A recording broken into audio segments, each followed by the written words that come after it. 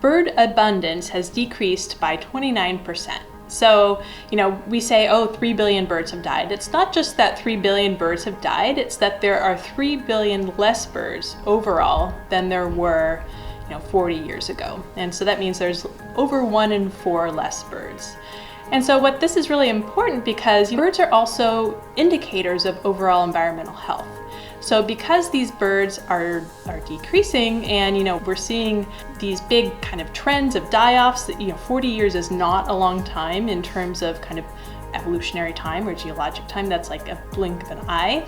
It shows that there are also likely other things happening. So there have been parallel kind of studies in other places showing big decreases in insects, for example, which is probably one of the things causing the decrease in birds. And so, just like you would have a canary in the coal mine telling you when the air is bad, this is really a chance for us to wake up and think about what we can do to help these birds.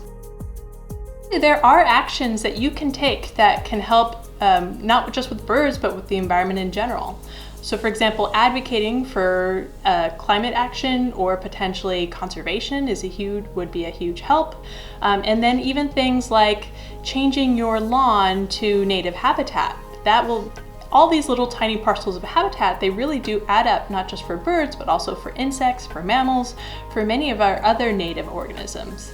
A few other things you can do, especially for birds, are to bird-proof your glass. Actually, one of the biggest things that's hurting birds and also small mammals and herps are free-ranging cats. So keep your cat inside is one huge step that can go. Don't get me wrong, I love cats, but they are one of the biggest drivers of bird decline that we're seeing outside of habitat degradation.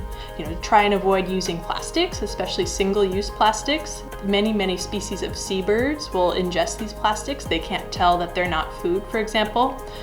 And use shade-grown coffee. So, these birds, many of them are migratory, and so they're migrating. Their migratory habitat in Central and South America is being degraded for things like coffee plantations. So just by buying shade-grown coffee, you can actually help protect their habitat, not just here, but there as well.